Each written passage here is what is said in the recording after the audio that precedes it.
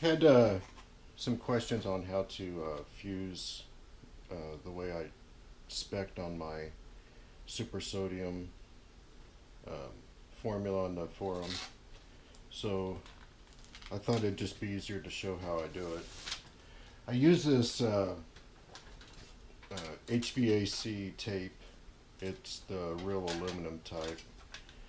And I kind of cover about a half inch of the end of the tube.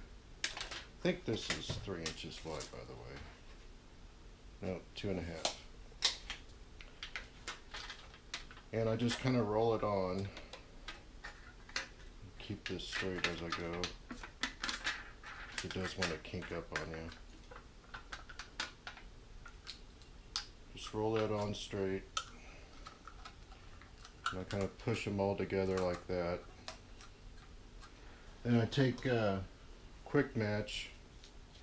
Actually, let me grab something real quick.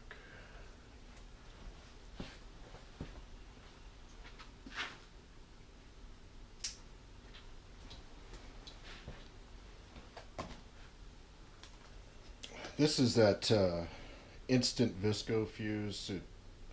I don't know, it's something like a half a second a foot. And I stick this in there about to where it's about that far. The only reason why I do this is to make sure that this doesn't get cinched off closed when I clove hitch it to impede the gas flow. When this quick match burns, I don't want it to rupture and throw the gases outside of the rocket. I want them to go inside. So I don't want to impede anything, and this also increases the temperature a little bit to help ignite things. And I stick it about I let the visco go inside the motor, but the quick match does not go inside. It's just shy of it. And then I just kind of cinch it up around here. And you can just do that alone. This grips that plastic type of quick match really good. But I can never leave good enough alone, so I go ahead and clove hitch it. And I don't do it real tight. I just kind of snug it up just to make sure it doesn't pull loose.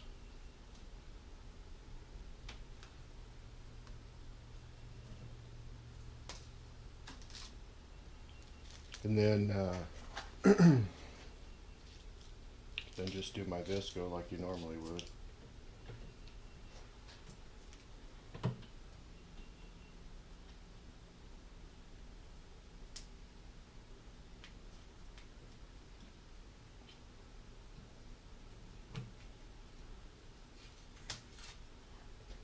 And that's all there is to it. What's nice about this is that it keeps moisture from getting inside. So you can leave this out all day long, no worries.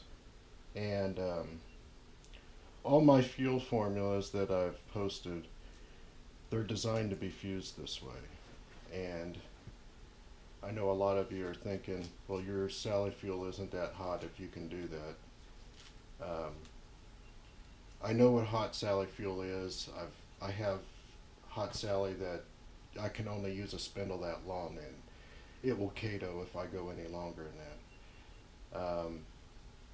This fuel will outlift it because it's extending the well of thrust, and with the increased surface area of the spindle, I'm able to get the same power that I could out of that real hot Sally, but I'm getting a longer dwell out of it. And I'm able to keep it all sealed up, airtight from moisture. So this is kind of what I've worked out over the years.